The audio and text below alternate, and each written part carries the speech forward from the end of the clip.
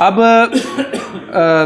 यहाँ से जो है सारे इस मुकाबले में तो मकामी ही गिने जाएंगे, ठीक है। हमारे मेज़बान हैं और मेज़बान भी जर्मनी से हैं। तो मैं समझ नहीं आ रही मेहमानों में शिरकत करूं या किधर शिरकत करूं। तो कंबर आरफी साहब से दरख्वास्त है कि वो अपना कलाम। बहुत शुक्रिया। मैं बड़ी देर से आपसे कह रहा था कि अर्ज़ कर रहा था कि मुझे मेज़बानों में रखें और मुझे बुला लें। आपकी मोहब्बतों का शुक्रिया। जनाब मुरली साहब, आपकी इजाज़त से मैं नज़म फेलोज़ के नाम 2 शेर करना चाहता हूँ। मुझे बड़ी खुशी हुई उनसे, उनकी दोस्ती पे मुझे नाज है कि यार ही मेरा मान है कंबर, यारों से है शान। यार ही मेरा मान है कंबर, यारों से है शान।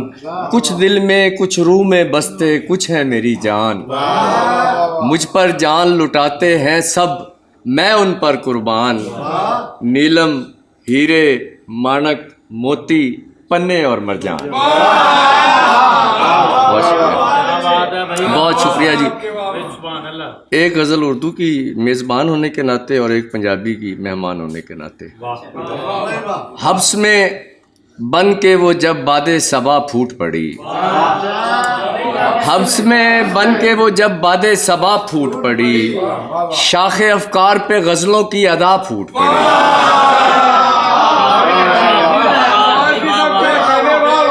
हब्स में बन के वो जब बादे सबा फूट पड़ी, शाखे अफकार पे गज़लों की अदा फूट पड़ी। जाने किस समत से वो होश रुबा फूट पड़ी, जाने किस समत से वो होश रुबा फूट पड़ी। कोने कोने से नज़र आया कज़ा फूट पड़ी, कोने कोने से नज़र आया कज़ा फूट पड़ी। उसने हंसकर थी मेरे कान में एक बात कही, उसने हंसकर थी मेरे कान में एक बात कही, और फिर शहर में हंसने की वबा फूट पड़ी।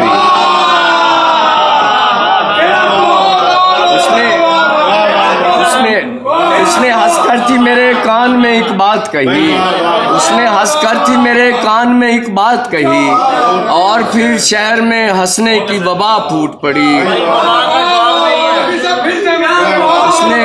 उसने हंसकर थी मेरे कान में एक बात कही, और फिर शहर में हंसने की वबा फूट पड़ी। पिछले दिनों मैं मामू ज़फ़रुल्लाह के साथ अपने गांव गया हुआ था। शेर सुनिए मामू के। मुद्दतों बाद मैं उस पेड़ से लग कर रोया, मुद्दतों बाद मैं उस पेड़ से लग कर रोया, और उस पेड़ की शाखों से दुआ फूट पड़ी।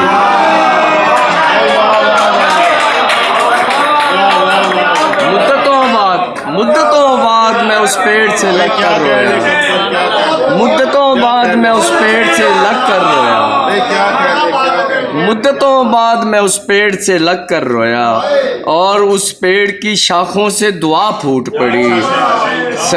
सरे महफिल तो मुझे उसने इशारों पे रखा, सरे महफिल तो मुझे उसने इशारों पे रखा, और तन्हाई में आंखों से हया फूट पड़ी।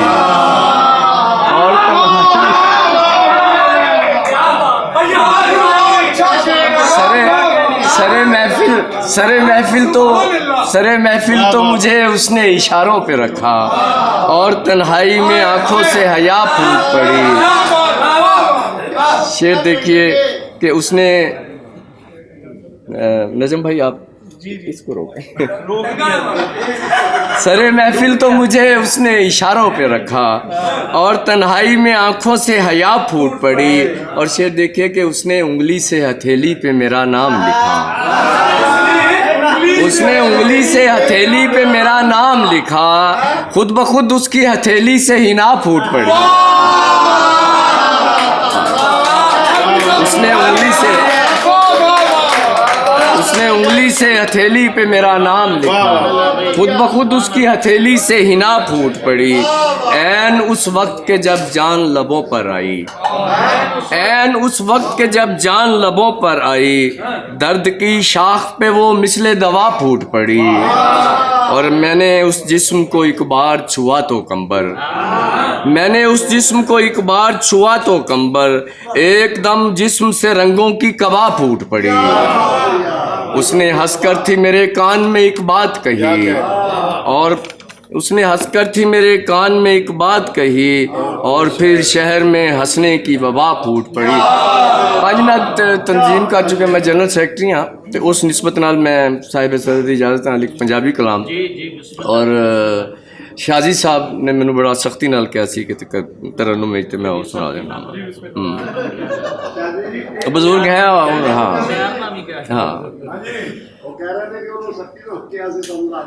अधी रातें कलम कली जीवन जोगी, अधी रातें कलम कली जीवन जोगी, खबरे केड़ी लामनू चली जीवन जोगी,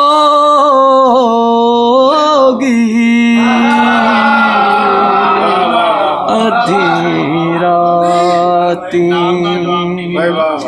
मैं भी नहीं कोई काग बने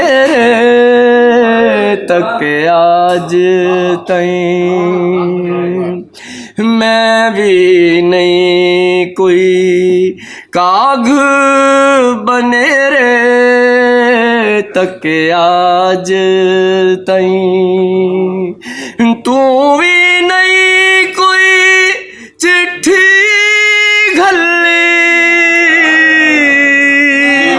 जीवन जोगी।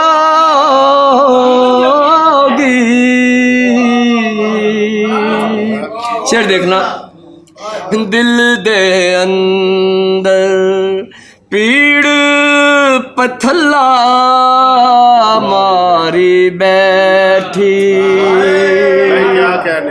सिपाही जी शेर देखना, सरकार शेर देखना, दिल दे अंदर पीड़ पथला मारी बैठी, अपनी था तू ए नहीं हल्ली जीवन जोगी,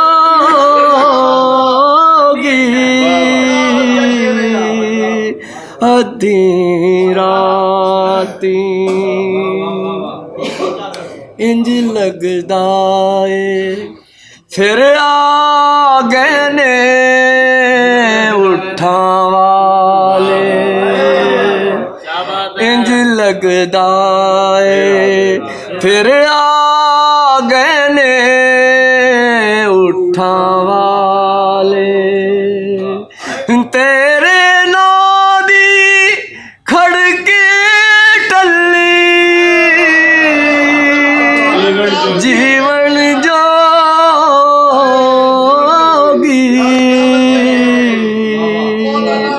अधीरा। आखिरी शेर पेश करके इजाजत।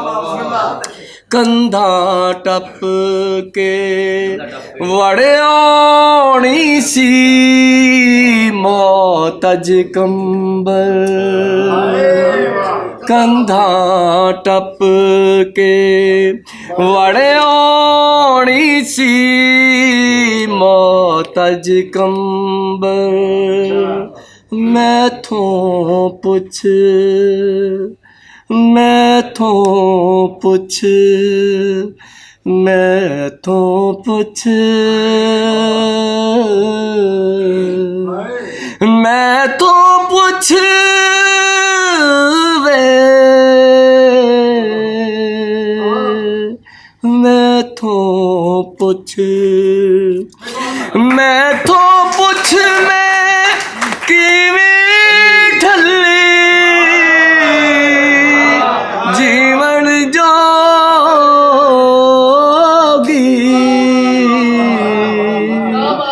अधीरा।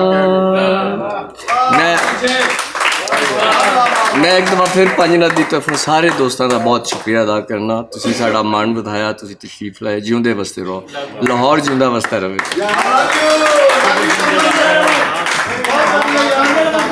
जी माशाल्लाह बड़ा अच्छा कलाम उर्दू और पंजाबी कलेक्शन है।